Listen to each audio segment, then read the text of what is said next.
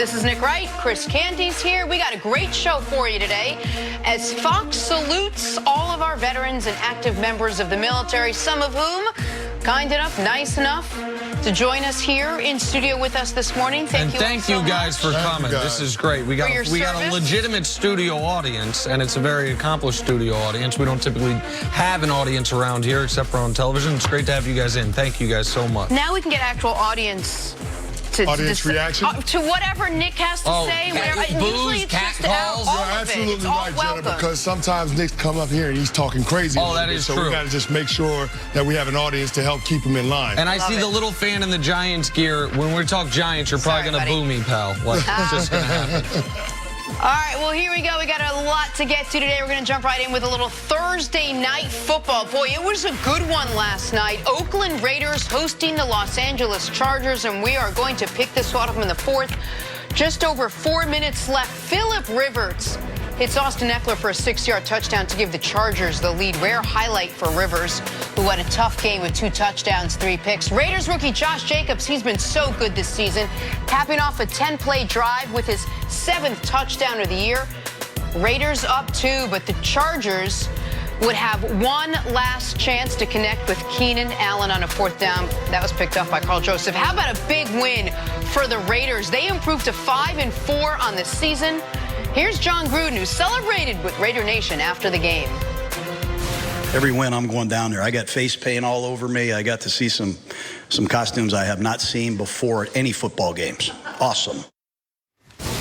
So we don't often see that jubilation from John Gruden. That was jubilation. So we talked a lot about the Raiders before the season. They were previewed in Hard Knocks. We didn't think that much of them just because of who they had, how many games they won last year. Did we underestimate Gruden and the Raiders as a legit playoff team, Nick? I certainly did. I have to give them credit. They have had a brutal slate, as the entire AFC West has, drawing the NFC North as your cross-conference division. The AFC South, which, while it might not have a great team, doesn't have a terrible team that you can just walk over. The Raiders also had the impossible task of, hey, you're going to play at home in week 2, and then you're not going to play at home again until week 9, which is the situation they had because they're moving stadiums. And I think the NFL didn't want them to have any more games with the baseball diamond on the field, so they sent them on a road trip. They sent them over to London, and they're now finally getting back home.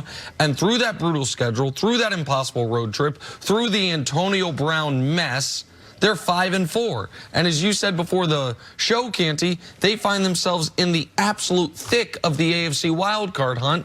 And by the way, I think the 5-4 is fitting to become 7-4 because they have Cincinnati and the Jets coming up as their next 2 games. Cincinnati, they'll of course have a little extra time to prepare, having played on a Thursday. So I have to give the Raiders credit. Gruden has been a punchline on this show. The Raiders have been an afterthought on this show. They are far better than I expected them to be coming into the year, and they have put themselves in position to do exactly what they wanted to do when Gruden got there, which is have legitimate optimism by the time they move to Vegas. I think they are well on their way to accomplishing that goal. No, they are, and I got to stand on that corner with you because I didn't believe in the Raiders coming into this season either. And Jenna, I think the big issue is when you get rid of generational talents like Khalil Mack and Amari Cooper, it's hard to envision your football team after a talent drain becoming more competitive. But that's exactly what the Raiders have been in every single game this season. I mean, save the week 2 matchup that they had at home against the Kansas City Chiefs. That's the only game where I looked at and said,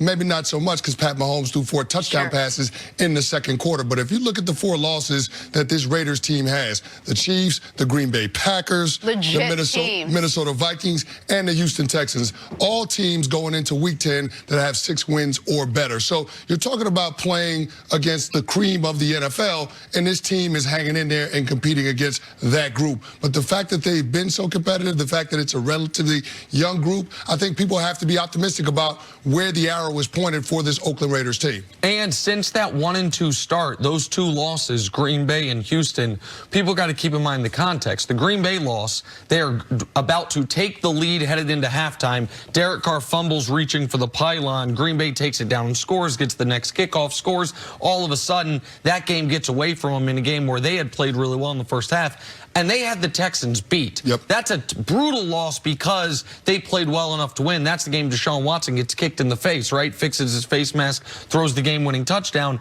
But since that 1-2 start, their 2 losses are to one excellent team in Green Bay, one game where they played well enough to win against a good team in Houston, and otherwise a game like last night, they had plenty of opportunities not to win it last night, up to and including the final drive after Carlson misses the extra point, and they hung on to put themselves in this position. It's not just about what you mentioned, losing Amari Cooper and Khalil Mack. It's getting guys like Rich Incognito. It's what happened with Antonio Brown. It's distractions. It was the cameras in training camp. Vontaze perfect with what happened there.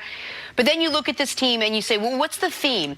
And it's been resilience. It was last week's win against Detroit. It was last night's win over the Chargers. It's like every time they're down or trailing in a game, they somehow find a way to come back in and win.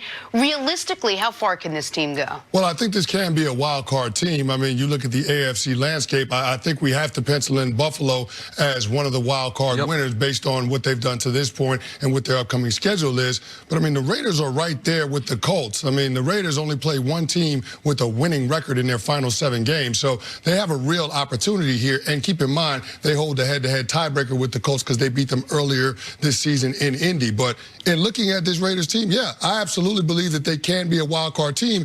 And that's in part based on the play that we've seen from Derek Carr. I mean, in 8 of the 9 games that they've played this season, he's had a 95 passer rating or better. He's not making mistakes. I think he understands who he is as a quarterback, but more so he understands who he's not as a quarterback. And all you have to do is point to the last game-winning drives that he had, 2 in the last 5 days, the one against the Detroit Lions, and then the one he had last night where he was a combined 8 for 11 for 116 yards, a touchdown, and a 136 passer rating. When your quarterback is playing like that in the critical moments of a game, you're always going to have a chance. You're always going to be competitive. And based on the opponents that they have on their upcoming schedule, you have to feel good about their position to try to take a stranglehold on that second wild card. 2 points, one on Carr. Well, I think for Carr, it's not just that he's played the best football we've seen him play since the year where he broke his leg at the tail end of the season, where he was probably going to finish somewhere in the top 4 or 5 of the MVP discussion had he not suffered the injury. But I also think Derek Carr was playing for his future as an Oakland Raider this year. They can get out of this contract after this season. John Gruden was very, very high on Carr when he got to Oakland. Seemed less high on Carr after spending a year with him. I think one of the reasons they made the trades they made was to accumulate draft capital in case they needed to go get a quarterback. Derek Carr solidified himself that he's going to be the quarterback of this team when they go to Vegas next season. But the other thing both of you mentioned is the trades, most notably the Khalil Mack trade. And this is where, and this is a self-inflicted wound, John Gruden let the narrative get away from him immediately. He should have instantly said, listen, obviously, we are in the short term going to be worse because we traded a great player for players that are not yet on the team. You guys say what you want about the trade. I think it's fair to ask you not to evaluate it until we get our return. Had he said that, right now he could be saying, have you checked on the Khalil Mack trade lately? Because the first pick we got from that is Josh Jacobs, who's on pace for 1,400 yards and might win Offensive Rookie of the Year.